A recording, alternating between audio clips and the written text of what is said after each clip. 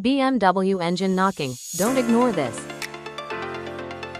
BMW engine knocking signals potential internal damage. Knocking noises often result from uneven or premature fuel combustion. Poor quality fuel can increase the chances of knocking. Carbon deposits inside the engine can disturb smooth combustion. Worn engine bearings can create heavy knocking under load. Incorrect ignition timing can trigger abnormal combustion events. Low engine oil levels can increase friction and internal wear. Engine overheating can intensify knocking and damage components. Ignoring knocking sounds can lead to severe engine failure.